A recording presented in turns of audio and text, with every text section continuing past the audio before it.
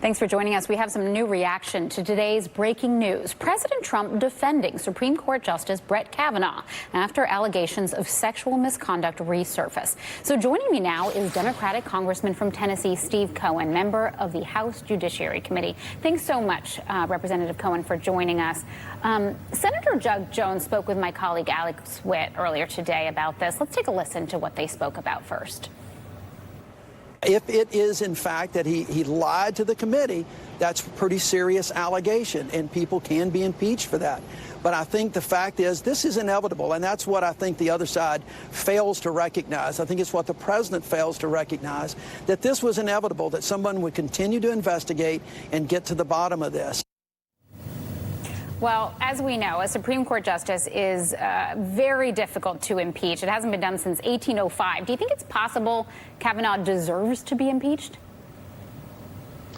Well, as Senator Jones said, lying in your hearings would be an impeachable offense, and certainly it would put discredit if it's proven on the court. But I don't think it's likely that he would be impeached, especially at this time when we're concentrating on the president's misconduct. That's the primary function and role of the Judiciary Committee in the House, is to look into the obstruction of justice, obstruction of Congress, and Emoluments Clause violations, and abuse of power of this administration. Now, it all kind of comes together if the administration, I think it was the Senate committee that basically told the FBI and limited their investigative authority.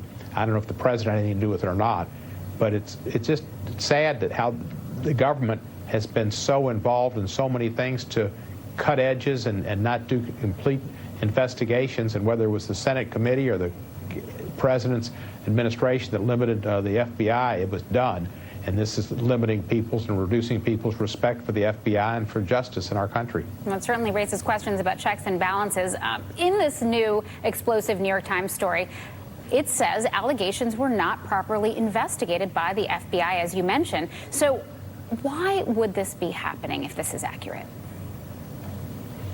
I think that there was an effort, and I think that there's a cabal that was involved in both the Supreme Court nominees that Trump made, the two nominations, Kavanaugh and Gorsuch, that were brought from the same source. And I suspect those are the same people that put Bill Barr to him.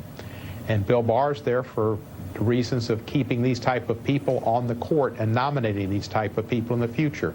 It's a danger, but it's something that will go after Donald Trump if he's defeated in 2020. The judges he's appointed, who are young and several of them inexperienced and not qualified according to the American Bar Association, will continue to hold their seats for life.